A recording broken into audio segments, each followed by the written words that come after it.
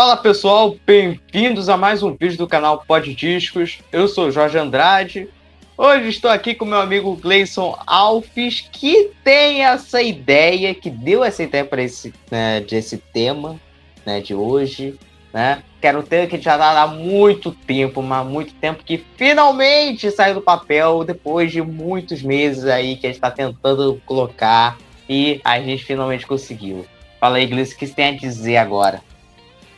Fala pessoal, tudo bom? Aqui estou eu hoje cheio de flores, né? Demorou, mas consegui fazer o Jorge encaixar esse tema no nosso cronograma. E hoje vamos falar de Janis Joplin, vamos falar do disco Pearl. Graças a Deus, até que enfim entrou. E vamos que vamos. Então eu te pergunto já que você que deu a ideia, qual é a sua relação com o Pearl e com a Janis Joplin em questão? Cara, vamos lá então. Senta que lá vem história. Ou nem, talvez nem tanto. Eu, assim, depois que eu comecei a ouvir rock, aos pouquinhos eu fui descobrindo bandas, cantores, cantoras, artistas e tal. E tem gente, assim, que você já conhece, né? De uma certa forma já conhece. Todo mundo já ouviu falar de Janis Joplin de um jeito ou de outro. Eu tenho duas histórias com Janis Joplin que elas mais ou menos se encaixam em como que eu cheguei. Eu vou dizer que, assim, meu primeiro contato, um pouco mais de perto, foi porque um amigo meu tinha uma coletânea, aquela Greatest Hits, e a gente saía e ele colocava pra... Ele tava saindo com uma menina na época, e acho que ela gostava, e aí ele colocava pra tocar direto, e ele ficava repetindo Mercedes-Benz. E eu, de tanto ouvir, eu acabei acostumando, né? Daí você acaba aprendendo a letra, e a gente ficava cantando junto e tal. Então foi, digamos, o meu primeiro contato mais de perto com a Janis. Aí, um tempo depois, eu trabalhava num clube aqui em Curitiba, e lá tinha uma biblioteca, e de vez em quando a gente podia pegar alguns livros, e tinha aquele livro Com Amor, Janis, escrito pela irmã dela. E aí foi onde eu me aprofundei na história, né? Acabei conhecendo um pouquinho mais de como foi a história da Janis, e é a partir dali que eu comecei a ouvir mais, e aí buscar a discografia. E, cara, eu curti pra caramba, porque a voz dela é única, né? E eu falei, cara, essa voz aqui é maravilhosa, e é muito engraçado, porque antes eu achava ela muito esquisita, a Janis como pessoa, né? Eu achava ela muito esquisita. E depois ouvindo ela cantando e conhecendo um pouco mais a voz, assim, mudou totalmente a minha percepção de quem era Janis Joplin. E logo em seguida eu acabei encontrando saiu um box com os 4 discos da Janis e mais um extra. E eu lembro que eu peguei, na época que tinha Saraiva aqui em Curitiba, eu fiquei namorando aquele box e não comprei na época. E um tempo depois eu acabei indo atrás, e aí foi, tipo, de ouvir seguidamente os discos. Assim, foi uma imersão em Janis Joplin que eu fiquei ouvindo várias e várias e várias vezes. Depois fui assistir a cinebiografia, e de vez em quando eu procuro uma coisa e outra, mas assim, é alguém que vira e mexe eu tô ouvindo, porque, cara, eu curto pra caramba, eu gosto bastante da voz dela, eu gosto das músicas. Acho que cada disco tem alguma coisa de especial, e nem é uma carreira tão grande, então assim, vale a pena você pegar e ouvir tudo, cara, de ouvidos bem abertos mesmo, porque eu acho que é uma voz marcante que faz falta aí pra gente. E você, me conte. Cara, pior que eu não tenho uma história tão grande, cara, isso que eu tenho a dizer. Infelizmente, né, hoje eu não tenho uma história longa, mas eu vou te dizer que a primeira lembrança que eu tenho de Janis Joplin foi essa coletânea, Greatest Hits. Que essa é a primeira lembrança que eu tenho dela, realmente. É uma coletânea que eu lembro de ter ouvido já. Era um nome que já tinha ouvido falar muito dela, só depois que eu fui ouvir um pouco mais da música, e foi através do Pearl. Foi o primeiro álbum que eu ouvi. dela, né? Realmente a voz, assim, realmente, cara, pior que não me incomodou de início. Assim, não é uma voz que me incomoda tanto, assim, não. É uma voz que até se incomoda de início, você se acostuma, eu acho, depois. E então eu acho que era uma cantora excelente, enfim, sabe? E que infelizmente, né, nos deixou cedo demais e que, né, que não faria, né, muita pela frente depois disso, né, talvez, né, que talvez teria feito, né.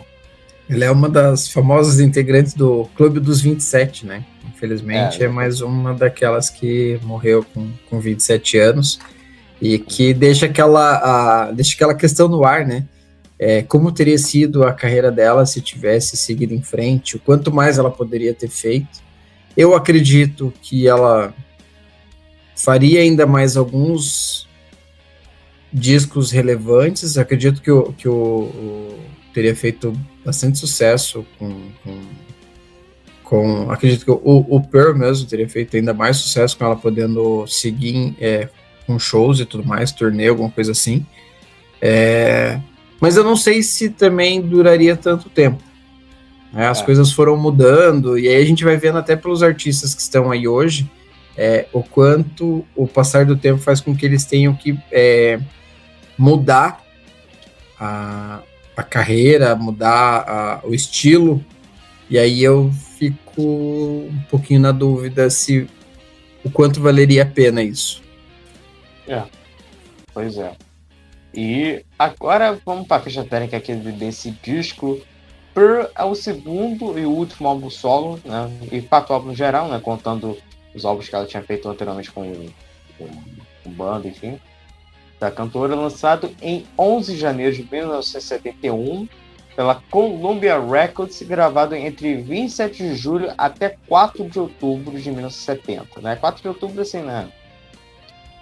Considerando, né? Porque 4 de outubro é justamente o dia que ela morreu, né? Porque ela diz que ela morre entre mais ou menos de noite de dia 3 e dia 4, né? Tem algo assim, né? Mais ou menos, né? Mas foi gravado nesse período no estúdio Sunset Sound, na Califórnia, produzido por Paul A. Rothchild, que era um produtor que já produziu bandas como The Doors, por exemplo, né? E teve singles como, né, o primeiro, no caso, Me and Pop McGee, lançado em 12 de janeiro de 1970, Cry Baby, lançado em 23 de abril de 1970, e Get While You Can, lançado em 21 de agosto de 71. Um ano, quer dizer, um ano não, assim, no mesmo ano do disco, mas esses dois singles foram lançados, assim, antes, né, do disco ser lançado, né, no caso, né. Enfim, então vamos começar pelo que vem antes, até chegar nesse disco, no caso, né, que a gente tinha gravado 2 discos com a banda Big Brother and a Whole Company, que é o primeiro álbum de o homônimo de 67, e o Cheap Thrills de 68, que é um disco muito bom também. E depois ela acabou deixando o grupo, e depois ela, com a ajuda da gravadora, ela formou um novo grupo, que era o Cosmic Blue Band, né? Cosmic Blue Band, só que Cosmic escrito de outro jeito, né? Com K e Z, né? Ao invés de Cosmic, como se escreve mesmo, né? E lançou o álbum Garden of Cosmic Blues Again Mama em 1969. Que o álbum, na época que ele foi lançado, ele não agradou muita crítica, porque ele é bem diferente do que tem daquele rock psicodélico. Ele tem ainda aqueles elementos, mas você percebe que tem... assim, ela utiliza outros recursos ali, faz uma mistureba e tal, com algumas coisas. E ela sentiu um pouco decepcionada com a recepção mista, no caso, desse disco. Vale lembrar, né, que assim, no Big Brother ela era parte de uma banda, né? Então seguia o que eles queriam, era o formato deles, né? E aí quando ela sai, que ela grava com a Cosmic Blue, aí já é ela direcionando. Então isso faz com que mude o som realmente, né? Sai um pouco daquela psicodelia do Big Brother para uma coisa mais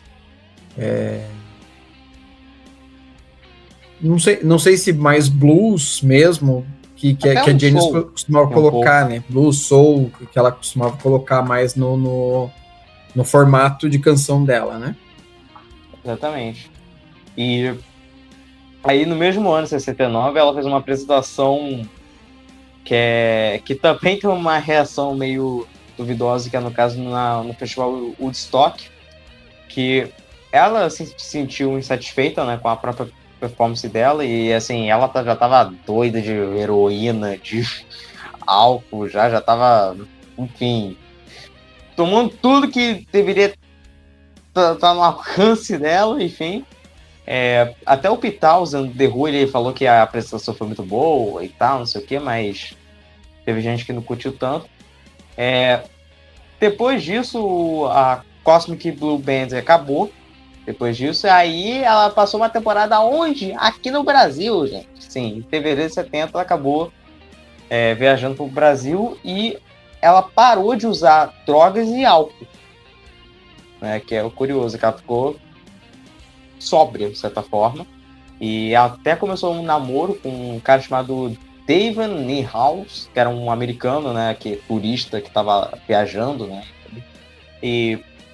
Mas aí, quando ela voltou para os Estados Unidos, ela voltou a usar heroína e o relacionamento deles acabou porque ele não era um cara que usava drogas, enfim, aí teve todo esse lance e ele flagrou ela usando, injetando, enfim, então aí acabou encerrando esse relacionamento. E por volta dessa mesma época, ela formou uma nova banda, que era o Full Team Bug Band, né, que era uma banda composta por jovens músicos canadenses, que a gente vai até falar um pouco na ficha técnica, né, sobre eles até mais. E muitas dessas músicas do álbum, no caso, foram gravadas num palco do Canadá 2 meses antes da Janis e a banda iniciar as sessões de gravação do álbum em Los Angeles, no caso. E aí, né, nesse meio tempo, acabou, né, que infelizmente ela faleceu em decorrência de overdose de heroína, no dia 4 de outubro de 1970, que a gente meio que falou, né, que teve um lance que ela morre, acho que mais ou menos de noite de dia 3 para 4 de outubro, né, porque dia 4 de outubro ela foi quando foi o dia também que ela foi encontrada, né, no caso, né. E assim, o álbum só foi lançado só 3 meses após a morte dela, e acabou sendo o último disco dela, e acabou sendo também, de certa forma, o único gravado também, com essa banda nova que ela estava formando, né?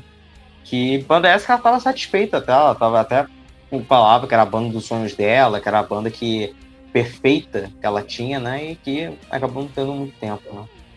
Pelo menos até aquele momento, né? A gente sabe que ela também tinha oscilações de humor e de ideia de uma hora para outra, né?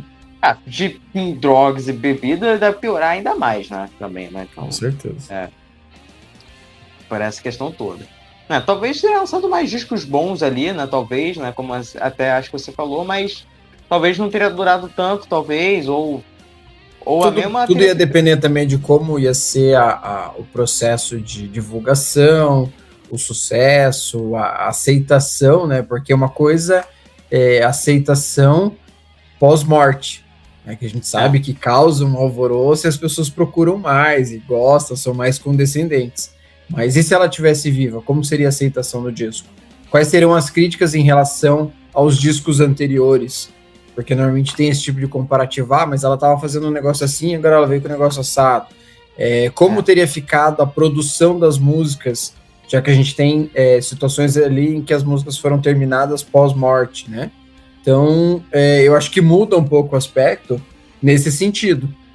Acredito que ela gravaria com eles mais vezes. Essa lua de mel entre a Janis e a banda, provavelmente ela duraria talvez mais 2, 3 discos. Agora, será que realmente ia ser a banda dos sonhos para sempre? Porque depende, né, muito realmente de como que iria acontecer daquilo para ir diante. Né? Exatamente. Não tem como a gente saber, porque a gente não vai... Né, porque a gente fica no e se, né? Mas, digamos assim... tudo dependeria, né? Nunca se sabe, obviamente, né? Como que seriam os acontecimentos, né? Depois disso, então. Mas falando da crítica e recepção do álbum, o álbum alcançou o primeiro lugar na Billboard 200, mantendo-se nessa posição por 9 semanas. Né? E recebeu a certificação de platina quádrupla pela RAA. E em 2003, o álbum foi classificado em 120º lugar na lista dos 500 maiores álbuns de todos os tempos da revista Rolling Stone, subindo para 125º lugar em uma lista revisada de 2012. Depois foi uma posição baixa ainda, infelizmente, em uma lista de 2020 também. E em 2010 o álbum foi incluído no Hall da Fama do Grammy. Assim, Mas aí eu te pergunto, Gleice, você acha que foi, de uma certa forma, os prêmios foi muito mais pelo lance do disco como um todo, ou pelo também a questão da morte dela, talvez, que deve ter causado uma comoção maior por isso? Eu acho que influencia, sim. Porque assim, longe de desmerecer a carreira de qualquer um deles, a gente sabe que são artistas fenomenais, geniais, mas vamos parar para pensar da seguinte maneira: Jimi Hendrix, Janis Joplin, Jim Morrison, o que teria acontecido com esse pessoal se eles estivessem vivos, se eles tivessem permanecido vivos por mais tempo? Né? O quanto teria se estendido da carreira dentro de onde eles estavam, ou como que as pessoas entenderiam a sequência, né? A gente sabe que toda virada de década tende a mudar alguma coisa. A gente tem outros casos, por exemplo, o quanto o Queen conseguiria se manter pós Freddie Mercury, né? O que aconteceu com os Beatles? A banda se desmembrou e aí cada um seguiu um caminho. Você tem os Rolling Stones até hoje, né? Mas assim, longe de ser o que eles eram lá atrás, apesar da relevância ainda existir, né? Então, assim, bandas longevas, elas tendem a perder um pouco o fôlego em algum momento, né?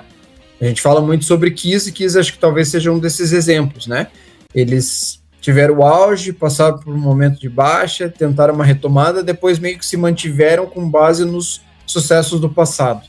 Então, muito disso acontece e assim, eu acredito que poderia ser algo nesse sentido com ela também, ou mesmo, como eu falei, com o Jimi Hendrix, com o próprio Jim Morrison, com o Doors. Então, o fato dessa morte repentina faz com que se projete algo a mais. E, de novo, eu não estou tirando a qualidade, eu acho que a carreira da Janis Joplin é excelente, mas você acaba valorizando mais pelo artista não estar lá. Nós temos mais recente o caso da Amy Winehouse, também faz parte do Clube dos 27, né? Ela teve um boom, todo mundo falou muito sobre ela, mas e aí, e se ela tivesse continuado, como seria a carreira dela hoje? E nem faz tanto tempo assim, né? Então, eu tenho muito essa questão. A Kurt Cobain com Nirvana também, né? Você tem lá o Pearl Jam, talvez tenha sido a banda que mais durou. O Soundgarden sucumbiu. O Alice in Chains meio que se agarrou ali e, né, uma hora aparece, outra hora eles ficam escondidos. Então, a gente não sabe, é difícil dizer o quanto é só por mérito, né? Eu acho que o mérito existe. Agora, o quanto é só por mérito e o quanto é meio que condescendência de tipo, a gente precisa valorizar porque foi alguém que fez algo de relevante no passado. Você esperar 2010 para incluir no Hall da Fama alguém que é falecido desde 1970, cara, aqui nós estamos falando de 40 anos, né? Porra, levou 40 anos para reconhecer.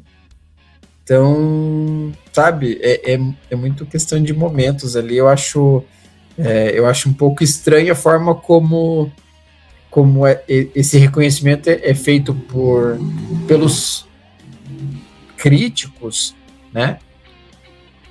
Sobre artistas que a gente consegue ver a relevância muito mais de perto. Exatamente. Aí você vai ver, por exemplo, a gente vai no nosso artista que a gente gosta, Michael Jackson. como é que teria acontecido, talvez depois de 2009, ou depois ainda de que teria acontecido. Porque, vamos lá, 2 discos póstumos, beleza. Mas você acha que ele teria feito alguma coisa daquele nível, talvez? Não se sabe também. Não sei dizer. E assim, eu não consigo nem dizer se ele teria feito algo de nível inferior ou superior. Né? Ele estava num momento que era difícil de você entender o que ele faria. Se você pegar após Invincible, as músicas soltas que ele lançou, eu acho que elas são de qualidade muito inferior. Até ao que veio nos discos póstumos. Então, é difícil dizer assim, né? E é muito de momento também, né? Ele vinha num momento de baixa, ele vinha num pós-julgamento, por mais um caso de assédio, né? De abuso, aliás. Então, claro que causou um frisson ele dizer que ia fazer novos shows e todo mundo estava na expectativa, afinal de contas ele estava sem fazer shows há muitos anos. Mas e aí? Também. Até que ponto, tirando lá do super fã de lado, até que ponto Michael Jackson também já era tão relevante ali no final da década dos anos 2000, ali perto de 2010. Porque assim, a Madonna continuou, o Prince continuou, só que assim, continuaram assim. De novo, né? De novo, eles continuaram, mas qual o grau de relevância? Eles são considerados pelo passado. A Madonna ainda chegou a fazer alguma coisa que chamou atenção, no sentido de que teve sucesso. Mas e o Prince? O Prince praticamente não fez mais nada de sucesso pós, né? Então fica meio que carregando o nome nas costas. Verdade, exatamente. Porque é difícil também se superar também o sucesso que teve também, né?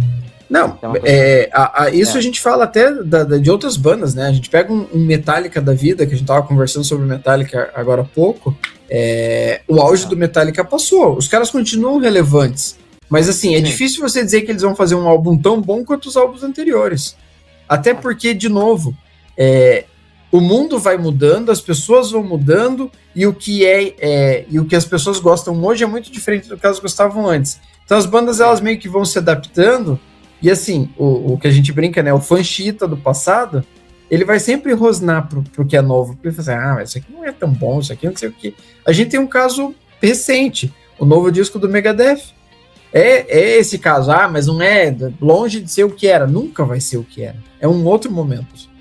Pois é. Estamos em um momento digital do negócio, não é nem um momento de você gastar um disco para... Não, nem mais. É tudo muito pasteurizado hoje, na verdade. Eu, pelo menos, considero que é tudo muito pasteurizado. É meio que fórmula pronta para fazer sucesso, porque senão ninguém presta atenção, ninguém dá bola. Pois é, exatamente. Então, mas falando aqui da formação desse disco aqui do Pearl, da Janis Joplin, Aqui, Janis Joplin vocais e guitarra acústica em Me and Bob McGee, o Richard Bell no piano, o Ken Pearson no órgão, o John Till na guitarra elétrica e o Brad Campbell no baixo e o Clark Pearson na bateria. Para você, eu te pergunto o destaque que tá nesse disco aí, qual que você acha que se destaca mais como todo? Cara, aqui é foda. Aqui aqui é complicado, porque assim, no faixa-faixa eu vou acabar fazendo alguns destaques de alguns pontos que para mim fizeram diferença. Mas eu normalmente eu acabo puxando para a bateria, mas eu acho que aqui o conjunto piano e órgão fazem a diferença.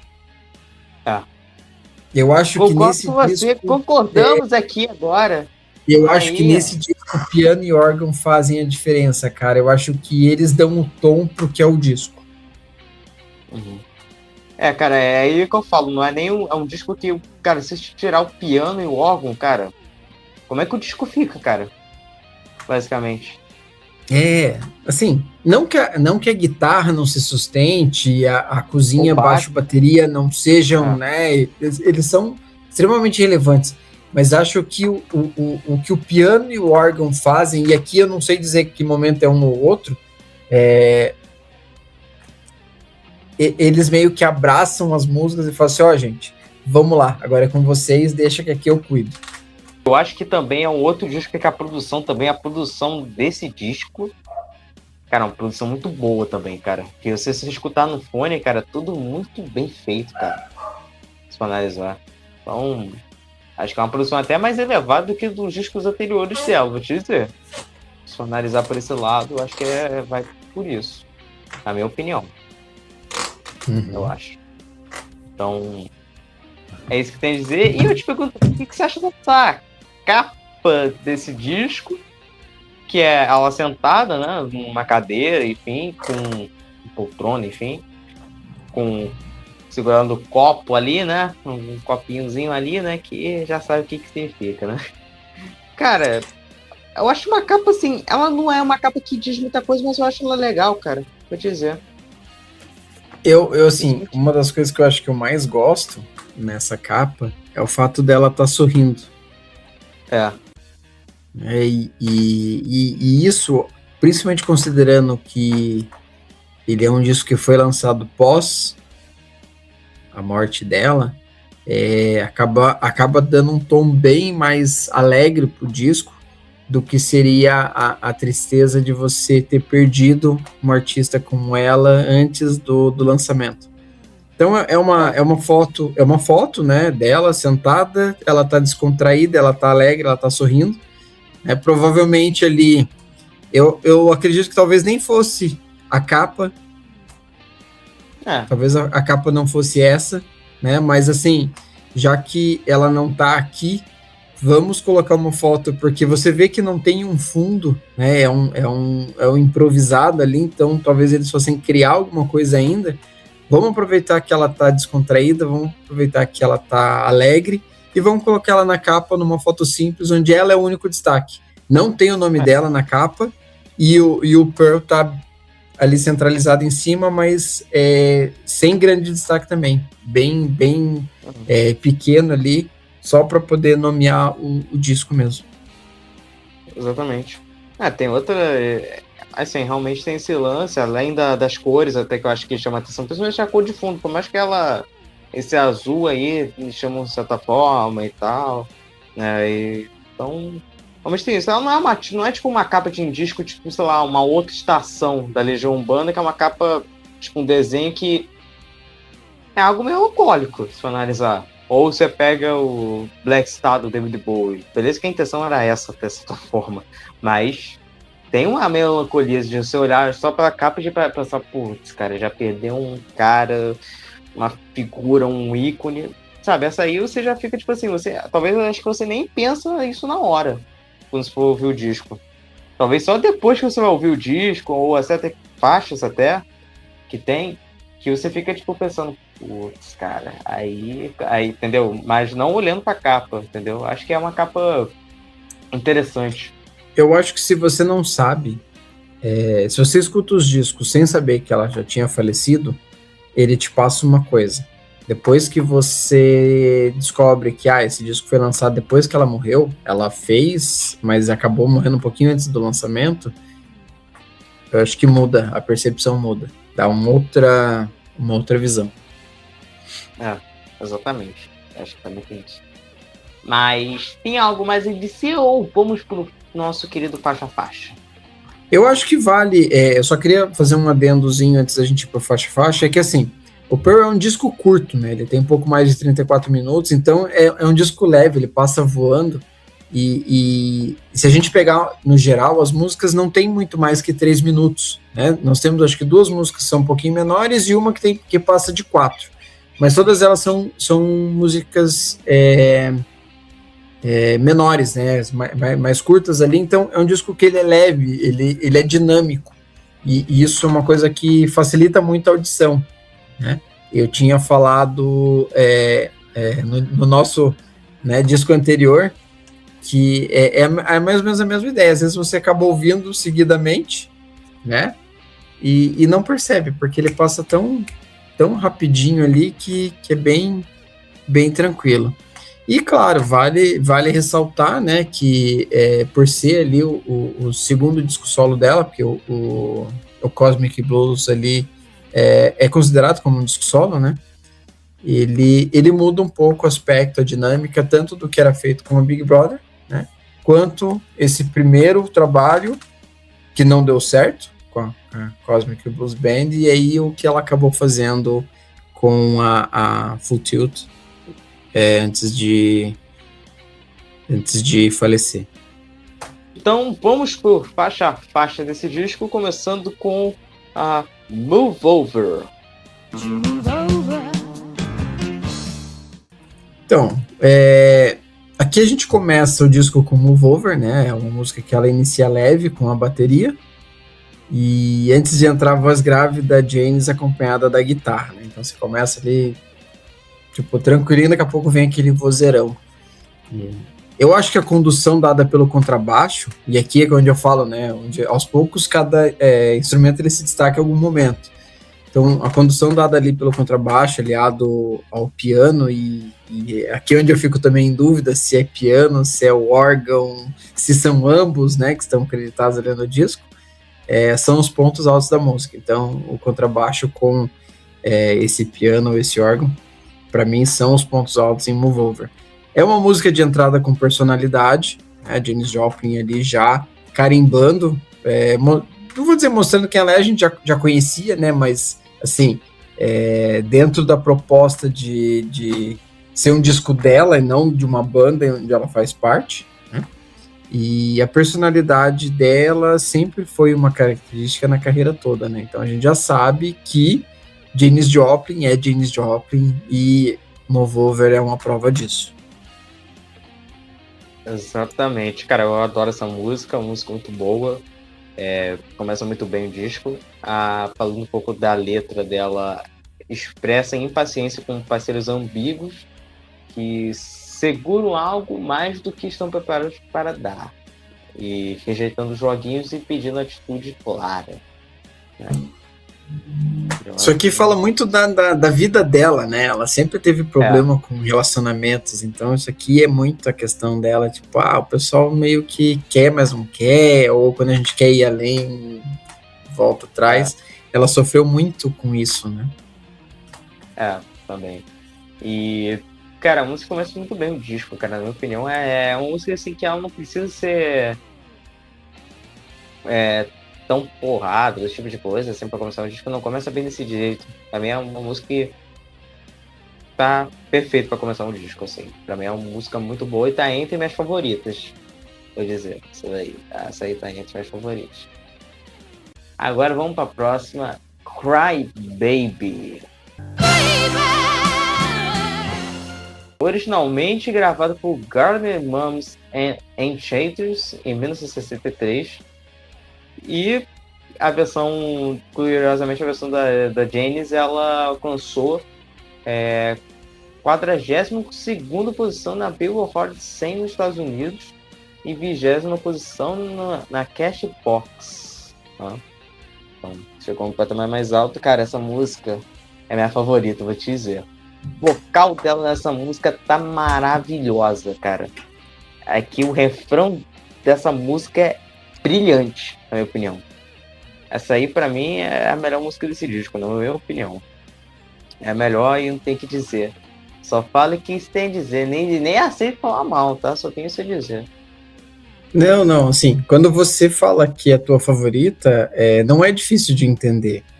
Não é difícil de entender. Cry Baby é um musicaço. Não é a minha favorita. A minha favorita ainda vai chegar. Mas é um musicaço, assim. Quando começa a introdução, você já sabe o que vem. A Janis vai soltar aquela voz rasgada, característica, que é a assinatura vocal dela. E assim, eu gosto do quanto esse disco remete ao blues, né, ou ao soul. Porque ela tem um pouco dessa coisa de pelo menos pra mim, assim, puxado pro blues, pra soul music, mais a cara dela, né? E aí você não fica esperando aquele rock and roll elétrico, nervoso, igual você falou. É uma outra pegada aqui, né? Cry Baby mostra muito isso, porque é uma música que vai te envolvendo, e ela tem as duas coisas, né? Tanto esse lado mais bluseiro, quanto esse lado mais rock and roll. sem necessariamente você ter que classificar como uma coisa ou a outra. Elas têm assim, o tempero de ambos, mas sem precisar ser uma coisa ou outra. E nessa música, a Janis Joplin, ela entrega tudo que ela aprendeu nos anos de carreira em termos de uso da capacidade vocal dela. Eu acho que, para mim, das músicas desse disco, essa, Cry Baby, é a que mostra toda a capacidade vocal dela nas oscilações que ela tiver que trabalhar na voz.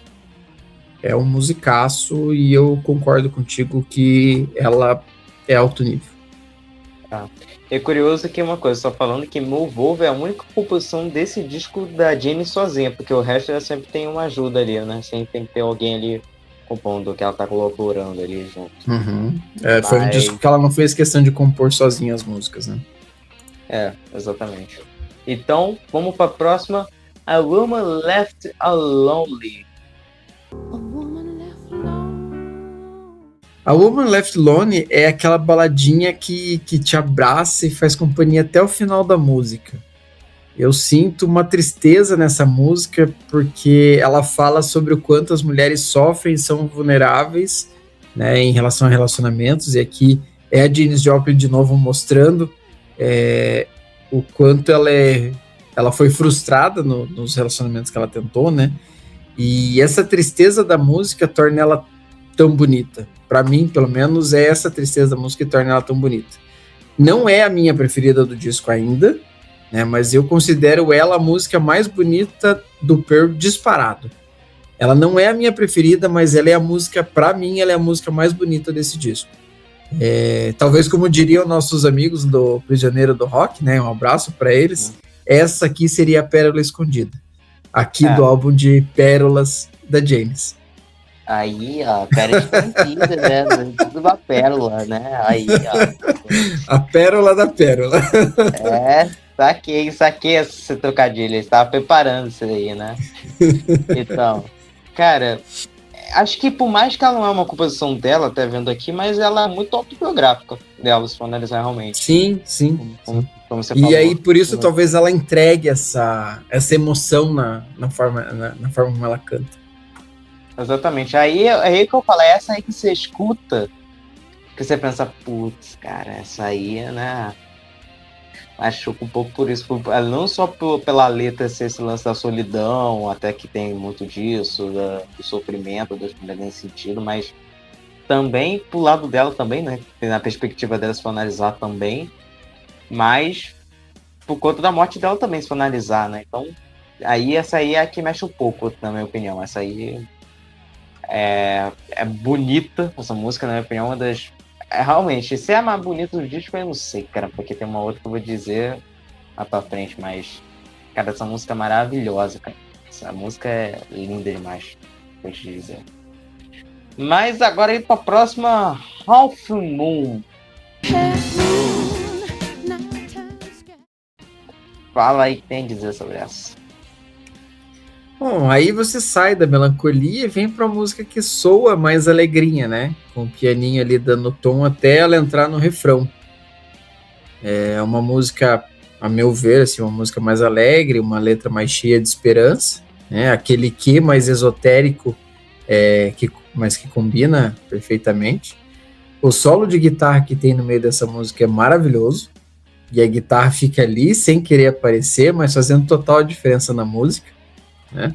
É interessante você pensar, né, a gente aqui viajando em analisar o que os outros fazem, né, como se a gente soubesse alguma coisa, mas o quanto você sai você vem de assim, Move Over, Cry Baby, que vai lá no alto, daí tem a Woman Left Alone que te recolhe, daqui a pouco você vem com Half Moon, que seria aquela musiquinha mais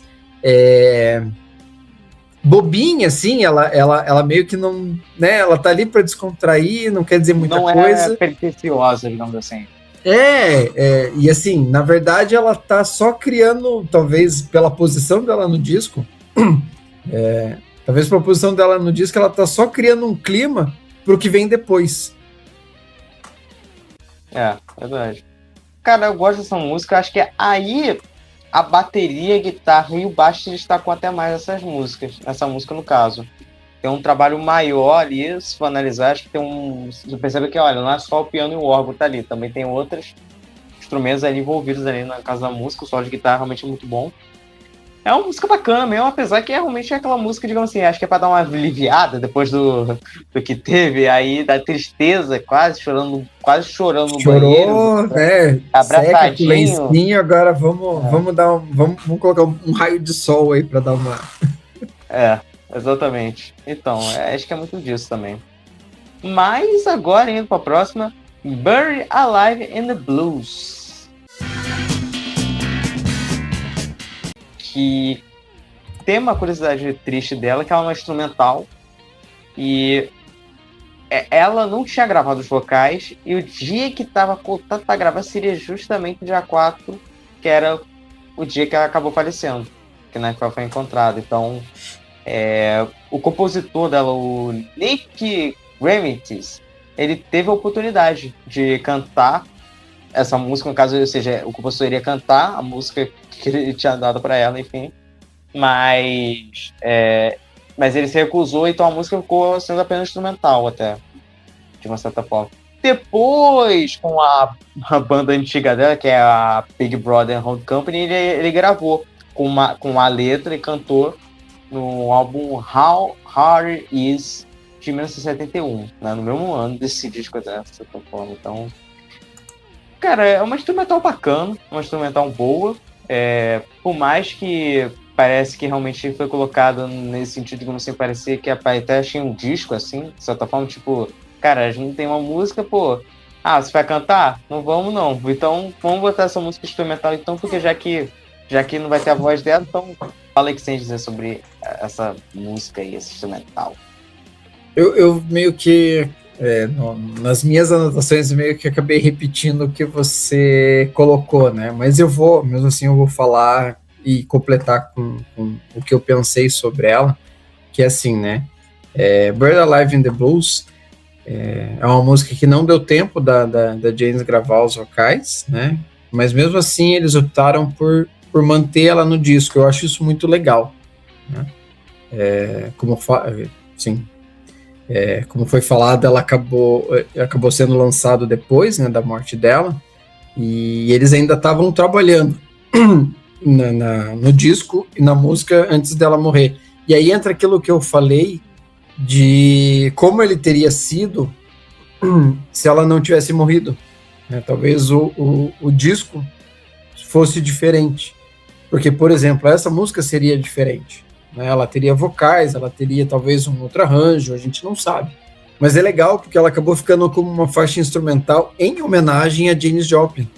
E até por isso, acredito eu, ela é a segunda mais curta do disco. Ela só vai perder em tamanho para Mercedes-Benz, né? E assim, para mim, a vantagem dessa faixa, se é que eu posso usar esse termo como vantagem, né?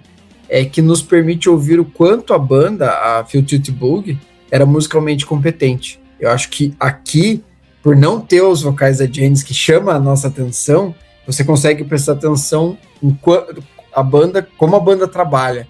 E, cara, eles entregam pra caramba nessa música.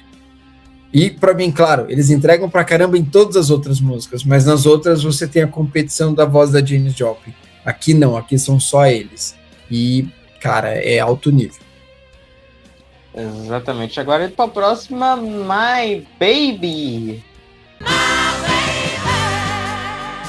Nessa faixa, eu fico com destaque para a bateria. Acho que a bateria se destaca muito bem. O piano e o órgão não tem como repetir de novo, mas tem um solinho de guitarra até bacaninha, até legal. Assim, é uma música bacana, mas assim, ela não é uma música que me chamou tanta atenção, vou te dizer. Não é uma música que, assim, que me fez eu querer ouvir mais, entendeu? Essa questão, no sentido de todo. Mas assim, é uma música boa, se você estiver de boa, porque na verdade eu vou te dizer que a maioria, todas as fases desse disco, nenhuma achei ruim, vou dizer. Achei, não, isso é péssimo, não. Todas elas são boas, só que assim, tem aquela coisa, né? Mais, outras menos, então essa aí não é uma que me chama tanta atenção nesse sentido, na minha opinião. Mas fala o que você tem a dizer sobre ela. Talvez eu fale uma bobagem aqui, mas eu considero My Baby uma co-irmã de Cry Baby. E não é só pelo título com a palavra baby, né? Mas por ser mais uma música onde a Janis Joplin rasga a voz e mostra toda a capacidade dela, dos graves aos agudos. Eu acho que ela tem esses contrapontos que ela faz tanto lá em Cry Baby, quanto ela faz aqui em My Baby. Talvez um pouco menos do que na outra faixa, né? Mas ainda assim ela tá soltando a voz. E como você falou, para mim, pelo menos, esse disco não tem música ruim. Tem músicas melhores que outras, mas música ruim, cara, eu não consigo dizer que tem. Eu acho esse disco excelente. Excelente, né? É 1 de 5, não, brinco. Depois a gente dá as estrelinhas lá. Não, é zoeira. Esse disco, pra mim, cara, não tem música ruim. A instrumental não é ruim.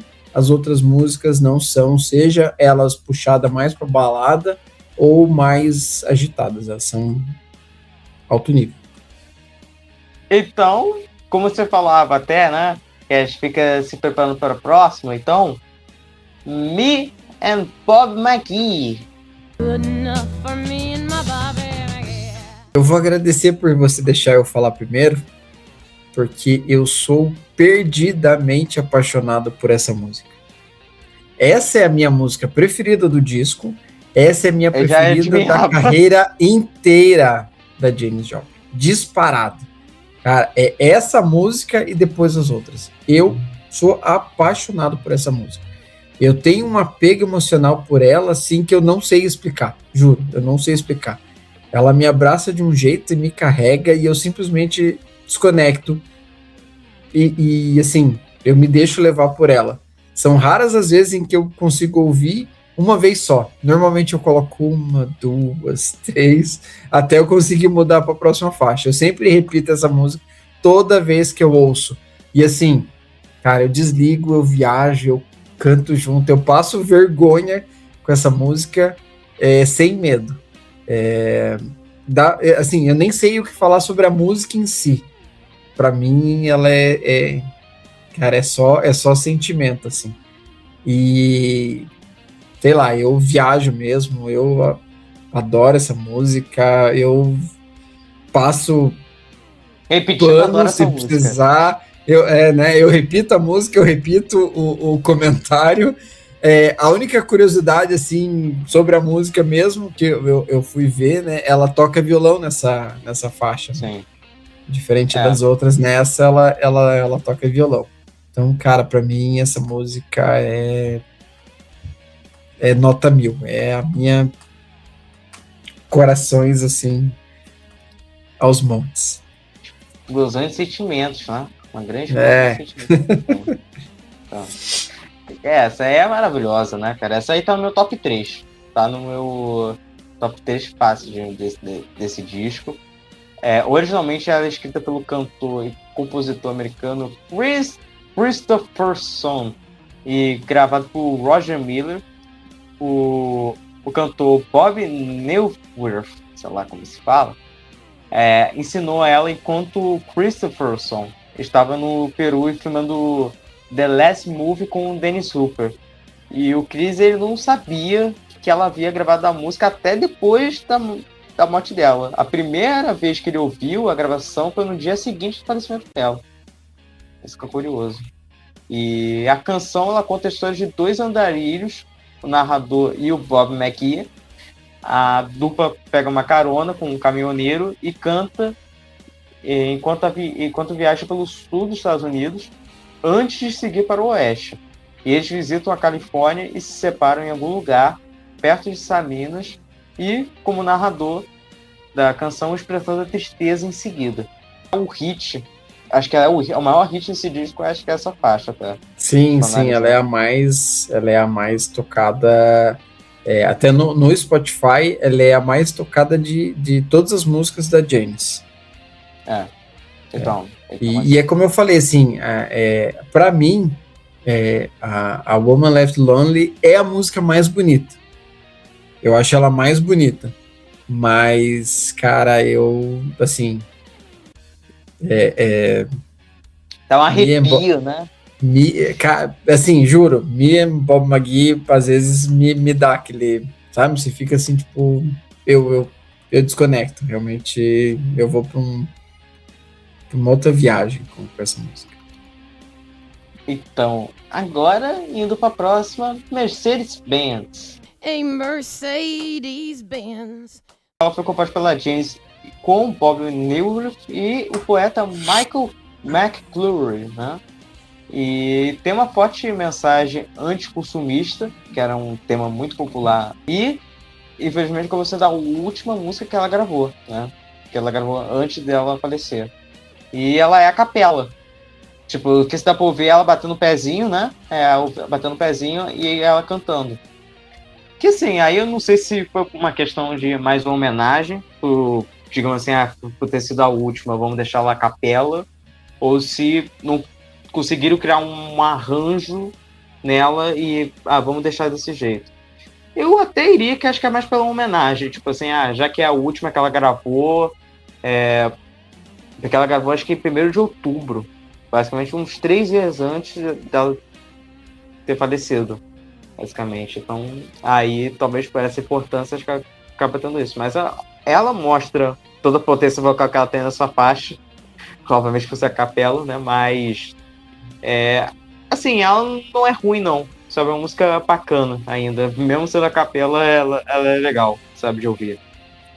Fala o que tem a dizer. É porque ela foge do padrão, né? O fato dela ser a capela, ela foge do padrão. Eu acredito, e aqui eu tô viajando de novo, que não deu tempo. Né? Talvez eles não tenham criado nada, e aí, da mesma forma como, né, já que a gente colocou uma só com o instrumental sem o vocal dela, vamos colocar uma só com o vocal dela sem o instrumental, pra gente não viajar, não colocar alguma coisa e de repente estragar, e já que tem o acompanhamento dela ali batendo o pezinho, já é o suficiente para seguir. Ou não, ou de repente realmente era isso, era para ser uma música a capela, e foi isso que ela fez, né? Curiosamente, a última música que ela gravou foi a primeira música que eu ouvi dela, né? Como eu comentei, foi a primeira música que eu escutei lá na época que eu saía com um amigo meu. Não era uma Mercedes. Se eu não me engano, a gente tava andando de Gol Bola naquela época. Mas era uma música que eu ouvi bastante, né? Eu ouvi a exaustão no carro dele, ele colocava direto, ele cantava junto. E foi ali que eu conheci, né? Antes da minha imersão na discografia dela, antes de comprar o box com os discos e tal. E eu acho que o grande ponto aqui é justamente esse, né? Se a Buried Alive mostrava o talento da banda, o fato de Mercedes-Benz ser gravada a capela traz a beleza da voz da Janis e a interpretação dela, né? E aí, exato, cara, ela talvez seja até uma música tecnicamente inferior às outras, mas ela acaba tendo esse quesinho especial por ser só ela cantando. Uhum. E agora, indo pra próxima, Trust Me. Trust in me, baby. Trust Me é outra baladinha gostosa do disco, né? Pelo menos pra mim ela é uma outra música gostosinha ali de ouvir e tal. Ela é baseada no piano, ela vai se construindo verso a verso e vai te conduzindo, né? Pra mim, eu fico muito com aquela coisa de que esse é um álbum de sensações e sentimentos. E aí pode estar relacionado à questão da morte da Janis Joplin, né? Que é como eu falei, quando você ouve o disco sabendo que ela morreu um pouco antes e que ela estava preparando ele, você sente, você olha diferente pro disco, né? Então você vai sentindo as músicas e vai deixando elas te levarem para os mais diversos lugares, e aí no meu caso sem drogas, né? Eu só viajo com música mesmo. Não posso dizer o mesmo dela e da galera que gravou. Mas é isso que eu sinto, assim, com essa música. É uma baladinha gostosa e que te faz, sei lá, pensar, sentir, ter essa sensação de, sei lá, o que ela quis dizer e por aí vai. Momento de reflexão. Isso aí. Então, cara, eu gosto dessa música pra caramba, cara. Eu adoro essa aí. Eu adoro. Essa aí eu acho muito boa. Pelo piano que tem, cara, a voz dela, essa música tudo. Pra mim, toda essa música tá perfeito, cara. Pra te dizer. Essa aí eu acho ela bem bonitinha. Acho que até, se for analisar, como você falou, eu acho que Woman Left Alone, ela é mais bonita do que essa daí, eu acho. A minha opinião, como balada, acho que ela até é mais bonita, mas essa aí também dá uma aquecida no coração também, nessa, eu não vou ter como negar. E aí vai me aquecer ainda mais quando for falar da próxima, tá? Agora para encerrar esse disco, né? Vamos falar dela agora, então? Bora, Então, vamos fechar. finalizando, então, o disco Getting While You Can. Eu acho essa música maravilhosa e fecha lindamente esse disco, cara. E pra mim tem o melhor solo de guitarra que tem nesse disco, tá nessa música, que é um solo lindo demais, né? Solo de guitarra, não vão me conquistar, mas dessa vez vai me conquistar. Então não é dessa vez, porque também é a lei que é aqui de abelha, então não vou falar mais nada, né? Então, cara, essa música eu acho muito bonita pra finalizar o disco. Pra mim é um disco que fecha muito bem. Na minha opinião, essa aí é uma das minhas favoritas, essa aí, vou te dizer. Essa aí eu gosto pra caramba. Fala o que tem a dizer sobre ela agora. Eu acho que o disco, né? O disco encerra com outra música linda, onde a Janis canta com uma leveza, mesmo quando ela impõe a voz, usando os graves e os drives vocais dela. A banda acompanha desempenhando muito bem, cada instrumento entregando sua parte, todo mundo se complementando ali, para mim, pelo menos, sou assim, como sem ninguém querer se destacar mais que o outro. Acho que é um conjunto, de fato, e sela a carreira dela com chave de ouro. Get It While You Can encerra como um ponto alto ali do disco, já, como eu posso dizer, baixando o ritmo, para fechar de forma tranquila e acabar. Encerrou, é isso. Então, agora considerações finais sobre esse disco agora. Nota de 1 a 5 agora. Cara, vou te dizer a real. Pra mim é nota 100. De 1 a 5 é nota 100. O que eu posso dizer assim, ó. Se você não ouviu ainda, ouça. Se você escutou, escuta de novo. Sabe? Se terminou, escuta pela terceira vez, escuta até repetidamente. Eu, assim, do meu ponto de vista, eu acho muito difícil não gostar desse disco. Mas a gente sabe que cada um tem um gosto e cada um entende música de um jeito, então pode acontecer, de repente, alguém não gostar. Mas eu acho que vale a pena ouvir, sim, acho que vale a pena deixar assim, algumas coisas de lado e focar, entender a grandiosidade do que a Janis Joplin fez, né, na carreira dela, nos 4 discos que ela gravou, por ser uma discografia curta, eu acho que vale a pena pegar os 4 para ouvir, conhecer os 4, tem músicas muito boas, tem sucessos em todos eles, né? O Greatest Hits é uma porta de entrada legal para quem quer conhecer só os sucessos mesmo, mas eu acho que vale a pena mergulhar ali nos 4 discos e ouvir eles inteiros, que tem coisa muito boa ali. E, putz, cara, eu tô felizaço de poder ter gravado sobre esse disco. Eu tava Mas super... feliz agora. eu tava super ansioso aguardando. Eu falei, né, pra você, cara, eu não vejo a hora de gravar isso aqui, que legal que a gente vai conseguir gravar, porque eu tava empolgadaço em fazer. Olha, não dando spoiler pros próximos, mas ainda tem mais, tá, garoto? Tem mais, tem mais. É, Mas assim, tem mais. Mas, só isso. assim, você deu nota 100 ali, é o 5 de 5, que é o 100, que é 1000. Cara, esse disco, ele é incrível. Eu curto demais, ela tem a minha música preferida e eu acho que a Janis aqui, cara, ela encerrou bem a carreira dela. O que ela faria depois, não sei, mas pelo menos aqui encerrou muito bem. Sou obrigado a concordar e tirou todas as palavras da minha boca. Só isso que tem a dizer. Então, agora se despede agora, isso agora falando agora, né? Fala o que tem mais a dizer, né? E que mais agora? Bom, de novo repetindo, né? Uma satisfação enorme de poder falar de Janis Joplin, poder falar do Pearl, poder falar de Me and Bob McGee, que é, né? Repito, eu adoro essa música.